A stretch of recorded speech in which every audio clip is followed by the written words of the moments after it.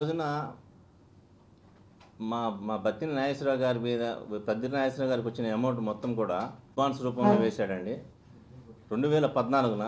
అది ఈ రోజున కనీసం 315 కోట్లకు చేరిందండి. అది వాళ్ళ అల్లుళ్ళు ఎంజాయ్ చేస్తున్నారు.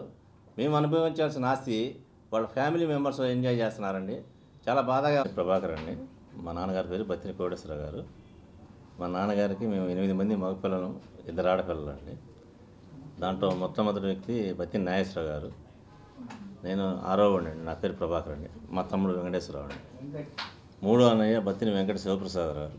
ఆయన చనిపోయారండి. ఆయన భార్య మా వదిన గారు, వాళ్ళ పెద్ద అబ్బాయి. ఇంకొక అబ్బాయి హైదరాబాద్ జాబ్ చేస్తున్నాడు. మా ఫాదర్ వృత్తిరీత్యా డ్రైవర్ అండి, లారీ డ్రైవరు. ఆయన కష్టపడి సంపాదించిన లారీని ఒకటి అమ్మి ఫైనాన్స్ కంపెనీలో బొల్లా బ్రహ్మనాయుడు గారితో వ్యాపారం స్టార్ట్ చేశారండి 1990లో. ఆ వ్యాపారం మనీ ఫైనాన్స్ అండి కంపెనీ పేరు. దాని మీద వచ్చిన లాభంతో Tirumala dairy milk products Vellala చెరువులో స్టార్ట్ చేశారు. దానికి మేనేజింగ్ డైరెక్టర్ దూలిపల్లి సాంబశివరావు గారు, ఇంకొక డైరెక్టర్ వచ్చేసి మన దండా బ్రహ్మానందం గారండి. బత్తిన నాగేశ్వరరావు అనే అతను డైరెక్టర్ అండి. ఆ డైరీ 1995లో స్టార్ట్ చేశారండి. 96లో వర్కింగ్ క్యాపిటల్ కోసం మా ఫాదరు, మాది జాయింట్ ఫ్యామిలీ అండి, మాకున్న 4 ఇళ్ళు కూడా సత్తెనపల్లి స్నేహ ఫైనాన్స్ సాంబశివరావు గారి దగ్గర తాకట్టు పెట్టి, ఆ ఇళ్లతో పాటు ఇంకో 2 లారీలు ఉన్నాయండి. ఆ లారీలు కూడా తాకట్టు పెట్టి 10 లక్షల వర్కింగ్ క్యాపిటల్ కింద తీసుకొచ్చాడు ఉమ్మడి కుటుంబంలో. అదేవిధంగా బ్రహ్మనాయుడు గారు కూడా తనకున్న ఆస్తులను తాకట్టు పెట్టి ఫైనాన్స్ తీసుకొచ్చి డైరీ అభివృద్ధి కోసం పాటుపడ్డారండి వాళ్ళు. ఆ విధంగా డైరీ అభివృద్ధి చెందుతున్న టైంలో బత్తిన నాగేశ్వరరావుకి ఒక దుర్మార్గపు ఆలోచన మనసులోకి వచ్చి కలిగిందండి. ఈ డెవలప్మెంట్ మొత్తం కూడా చూసిన తర్వాత ప్రతి ఆస్తి కూడా ఉద్దేశపూర్వకంగానే, మా ఫాదరు ఏప్రిల్ 21, 2021 చనిపోయారండి.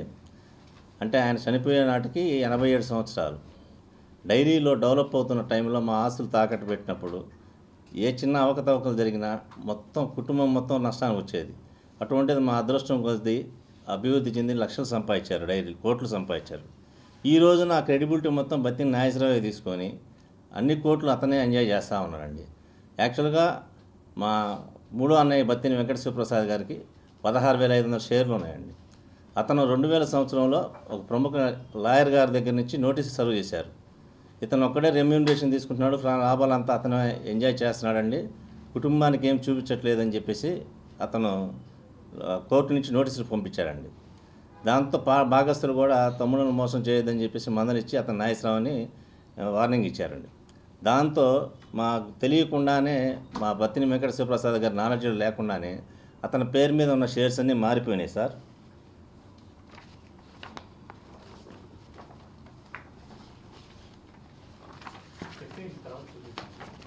అతని పేరు మీద ఉన్న షేర్స్ అన్నీ మారిపోయినాయండి.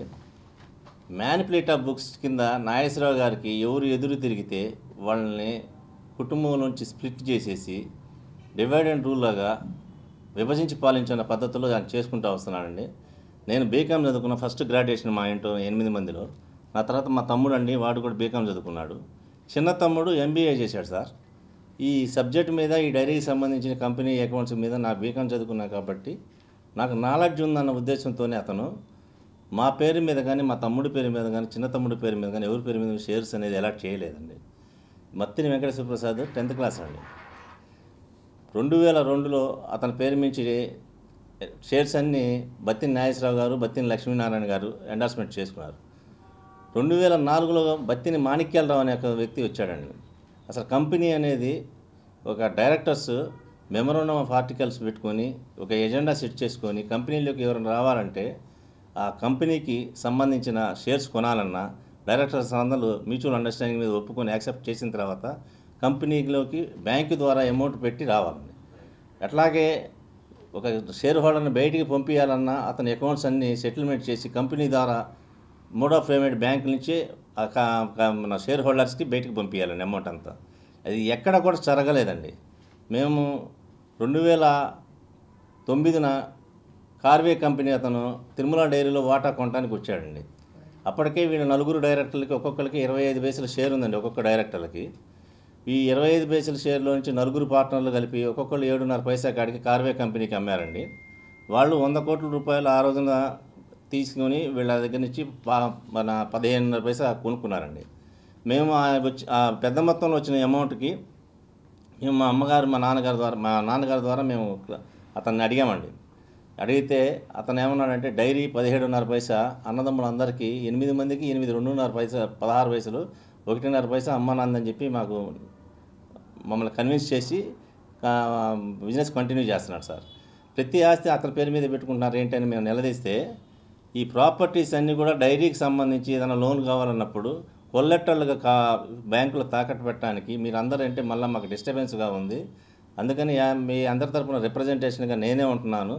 డైరీ అమ్మినప్పుడు మీ అకౌంట్ సెటిల్ చేస్తానని చెప్పేసి అన్నారండి. 2013 డిసెంబర్లో లాక్టలైస్ ఫారెన్ కంపెనీ జర్మనీ కంపెనీకి తిరుమల డైరీ మొత్తం అమ్మివేయటం అయిందండి. పేపర్కి వచ్చింది 1900 కోట్లు అండి, కానీ అన్అఫీషియల్గా ఎంత జరిగిందో మనకైతే తెలియదు సార్. వచ్చిన వాటిల్లో ట్యాక్స్ పోయి బత్తిని నాగేశ్వరరావు అనే వ్యక్తికి 235 కోట్ల దాకా వచ్చిందండి. 2600 షేర్లు బత్తిని మాణిక్యాలరావు అనే అతనికి 2004న అలాట్ చేశాడు సార్. 2005న రామ్మోహన్ రావు అనే వ్యక్తికి అలాట్ చేశాడు. రామ్మోహన్ రావు అనే వ్యక్తి కూడా నాగేశ్వరరావు గారిని క్వశ్చన్ చేయగానే 2006లో అతని పేరు మీద ఉన్న షేర్స్ కూడా అతనికి తెలియకుండానే వీళ్ళ పేరు మీదకి ఎండార్స్మెంట్ చేశారు, బత్తిని లక్ష్మీనారాయణ అన్నారు.